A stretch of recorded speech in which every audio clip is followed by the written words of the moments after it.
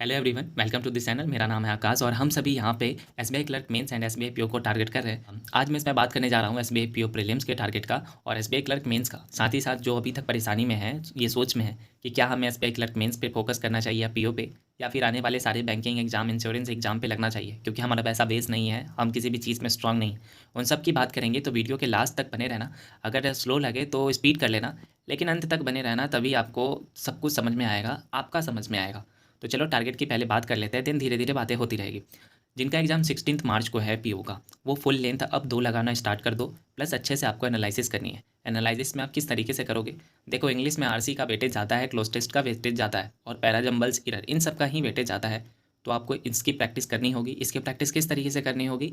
अगर आपके आरसी में सिली मिस्टेक्स रह गए, तो फिर आप क्लोज टेस्ट पे देखो, पैराजम्बल्स पे देखो। लेकिन आपने टाइम पढ़ने में रस किया और आपको समझ में नहीं आया, तो उसको अच्छे से प्रैक्टिस करने की ज़रूरत है, उस पे काम करो। क्लोज टेस्ट वैसे ही आपको अगर नहीं समझ में आ रहा है कि कौन सा वर्ड लिखे कौन सा नहीं, तो उसको अच्छे से सीखो, प्रैक्टिस करो। अपने आपके ये आप पे डिपेंड करता है कि आप किस में वीक हो।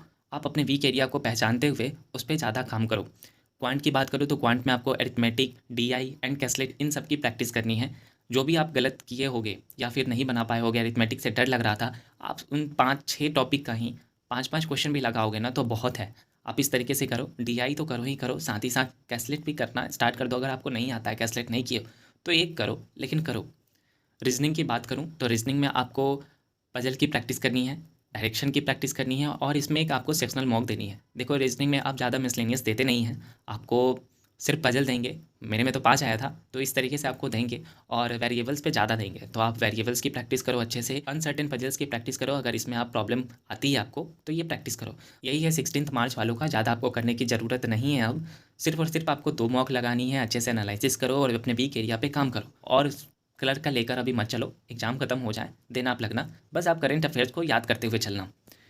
जिनका एग्जाम 24 मार्च को है, वो 1 फुल लेंथ मॉक देंगे और उसका अच्छे से एनालिसिस करेंगे। और सारे सेक्शन का आपको सेक्शनल मॉक देना है, इंग्लिश, क्वांट, रीजनिंग का।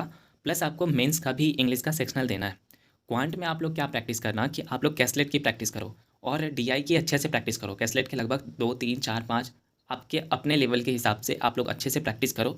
डीआई की अच्छे से प्रैक्टिस करो, और साथ ही साथ डाटा सफिशिएंसी की भी प्रैक्टिस करके जाना, क्योंकि छोटे छोटे आ रहे थे। तो आप टाइम एंड वर्क और टाइम एंड डिस्टेंस इस टाइप के टॉपिक की प्रैक्टिस कर लेना। और रीजनिंग में आपको पजल की प्रैक्टिस करनी है, वेरिएबल्स वाले।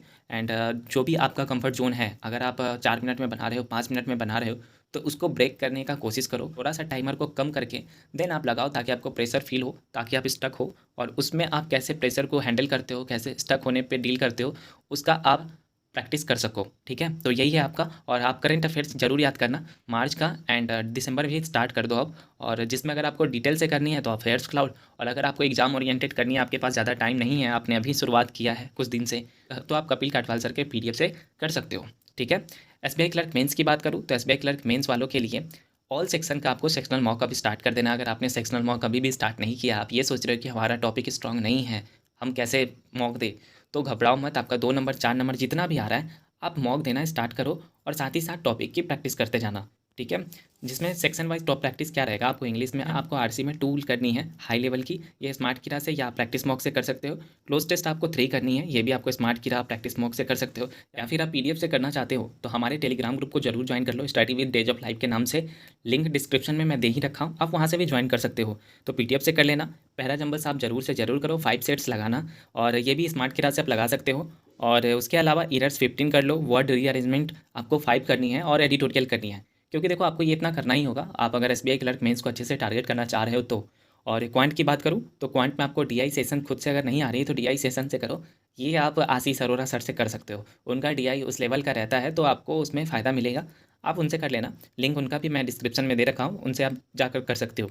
और खुद से भी 3 डीआई करना, जो पहले ईजी रहे, फिर मॉडरेट रहे, देन हाई रहे। अरिथमेटिक में आप कुछ टॉपिक्स हैं जिसके अच्छे से टॉपिक वाइज प्रैक्टिस कर लो, देन मिक्सअप करके लगाना, जिसमें आपको मिक्सचर हो गया, प्रॉफिट एंड लॉस हो गया, टाइम एंड वर्क हो गया, टाइम एंड डिस्टेंस हो गया, प्रोबेबिलिटी हो गया, एंड नंबर सिस्टम हो गया।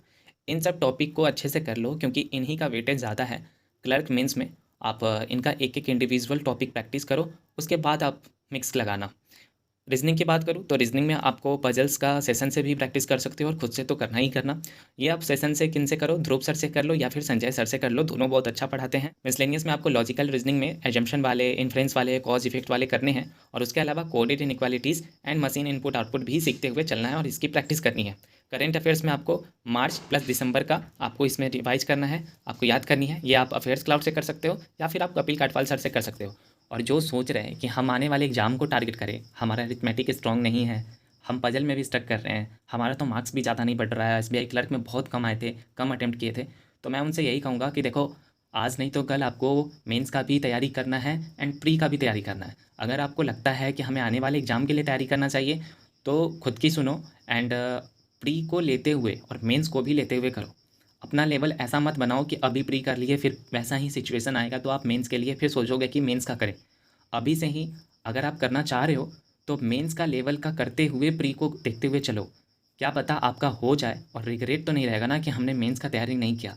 तो करेंट अफेयर्स हर दिन करो एंड मेंस के लेवल के टॉपिक को भी सीखते हुए चलो और प्री का आप मॉक लगा सकते हो। मॉक में जो भी गलतियाँ हुई हैं उसकी प्रैक्टिस करते हुए चलो और प्रैक्टिस में भी वही है ना जो आप मेंस का करोगे। मेंस का यही है कि थोड़ा सा हमें हाई जाना होता है लेकिन चीज़ें वही रहती है, टॉपिक तो वही रहता है ना। तो आप टॉपिक की अच्छे से प्रैक्टिस करो, मेंस भी आपका हो जाएगा एंड प्री भी हो जाएगा। ये मत सोचो कि आगे का लगेंगे, हम आगे का लगेंगे, कुछ दिन की बात है, रिजल्ट आने दो, देन उसके बाद आपको और क्लैरिटी मिल जाएगी, देन आप और अच्छे से लग सकते हो। लेकिन रिग्रेट ना हो इसके लिए अभी क्या ज़रूरी है वो समझना ज़्यादा ज़रूरी है। तो यही दोस्तों टारगेट है और उम्मीद करता हूँ आपको टारगेट पसंद आया होगा। तो एक लाइक ज़रूर करना ताकि मुझे भी थोड़ा सा मोटिवेशन मिले और मैं इसी तरीके से आपके साथ लगा रहा हूँ। तो चलो दोस्तों टारगेट पे लगते हैं।